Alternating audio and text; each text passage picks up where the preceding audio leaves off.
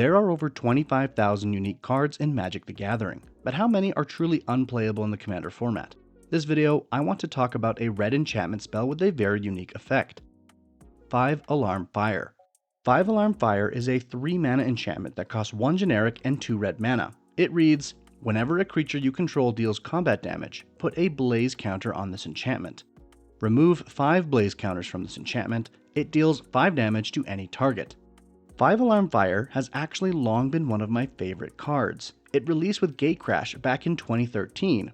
I had just landed my first real job after graduating from college and finally had a bit of extra money I could spend on booster packs. I pulled 3 copies of 5 Alarm Fire and played it in several of my constructed decks at the time, with limited success.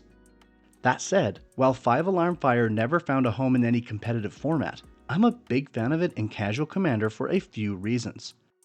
First, 5 damage is not nothing. That can take out a lot of problematic creatures and planeswalkers, and can even threaten life totals at times.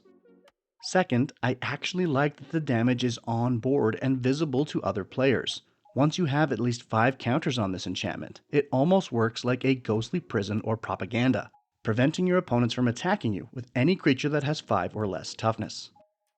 Finally, I like that 5 Alarm Fire triggers on any combat damage. That means that even if your opponents block your creatures, you still get blaze counters. And better yet, it works on defense too. Blocking your opponent's creatures will also give you blaze counters. And yet, 5 Alarm Fire appears in less than 2,000 decks according to EDH Rec.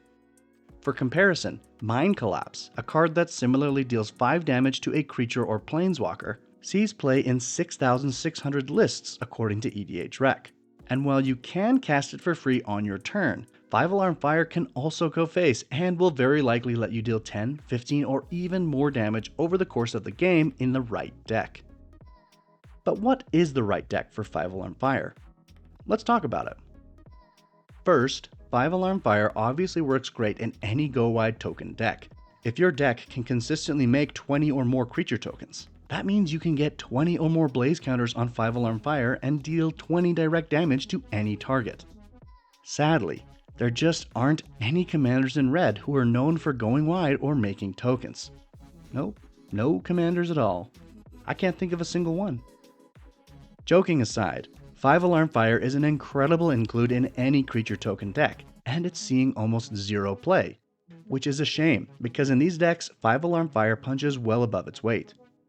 One thing I'll add is that with these style of decks, you may want to hold 5 Alarm Fire in hand until you're ready to really swing out. That way, getting 10 or more counters in a single attack comes as a surprise and presents an additional burst of damage that could even eliminate an opponent. Of course, if you're playing a more aggressive early game deck, getting this out quickly could let you accumulate a good number of counters before you set up a token engine, so context will be important. Moving on, another style of deck that should consider adding 5 Alarm Fire is forced combat decks, specifically aikido decks that want to be attacked. Now, to be clear, I'm not referring to goad decks. Goad decks do force combat, but they send creatures away from you, whereas aikido decks are built to redirect incoming attacks and punish players for attacking you, with cards like Deflecting Palm and Inkshield, or Revenge of the Ravens and Trouble in Pairs. There are many other cards that fit within this theme across pretty much all colors. Let me quickly mention some of them. McCready, Lamplight Mare, Tomek, Wielder of Law, Mangara the Diplomat, Michiko Konda, Truthseeker, the Witch King of Angmar, Teysa, Envoy of Ghosts, Circle of Flame, Hellish Rebuke, Hissing Miasma, Blood Reckoning, Light Minefield, Marchesa's Decree, No Mercy, Power Stone Minefield, Don't Move, Comeuppance, Brash Taunter, Stuffy Doll, Briar Patch, Raking Canopy, Riddle Keeper, Lost in the Woods, Isperia Supreme Judge, Psychic Membrane, Ever Watchful Threshold, Aether Membrane, Godsend, Wall of Frost, Aetherplasm, Giggling Skitterspike, No Quarter, Elder Gargaroth, Guardian of the Gateless, Noble Stand, Meglanoth, Royal Assassin, Caltrops, and more. In any deck where you are already trying to get your opponents to attack you, 5 Alarm Fire just gives you another payoff for being attacked. Well, assuming you have some blockers. Thankfully, there are also plenty of cards that can force your opponents to attack.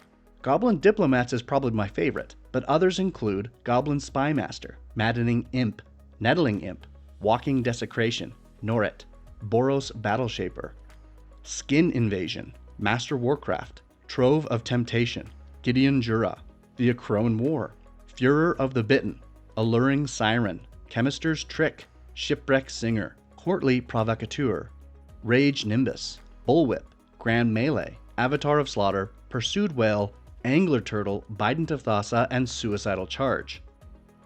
Unlike a goad effect, these cards let your opponent attack anyone, including you. And remember, in this strategy, that's the goal. Red commanders who may already be doing this include Thantis the Warweaver, Ishin Two Heavens is One, Fumiko the Lowblood, Kazul Tyrant of the Cliffs, Jared Carthalion True Heir, and Aurelia the Law Above. I haven't mentioned her yet, but the most popular commander in this space is Queen Marchesa, as the Monarch is an excellent way to motivate other players to attack you. The same thing goes for the Initiative and Coveted Jewel, both of which are easy includes in this strategy. Finally, I think there's one more style of deck that may be interested in this card, Strange Counter decks. And I'm not really talking about +1/+1 counters, but rather decks that want to take advantage of counters in weird ways. For example, maybe you built a deck around Lux Artillery. If you turn your 5-alarm fire into an artifact with something like Liquimetal Torque or Mycosynth Lattice, you'll hit that 10 damage per turn threshold in no time. Or maybe you've got a deck built around doubling counters with cards like Aetheric Amplifier, Gilderbairn, or Deep Glow Skate. It doesn't take many of these effects before you've got lethal damage on board with 5-alarm fire.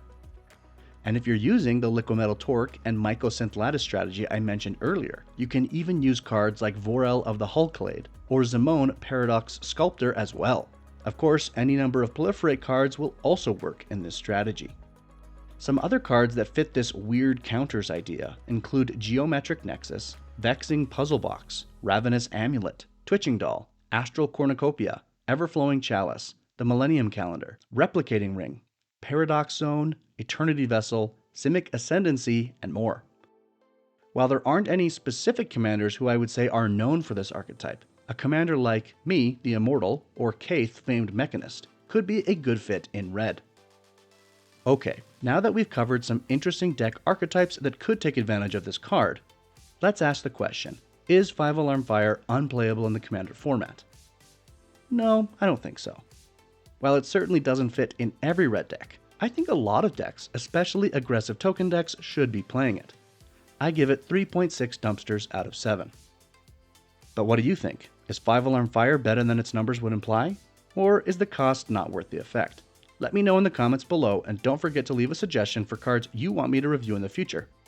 And as always, thanks for watching, and be sure to like and subscribe to help my channel grow.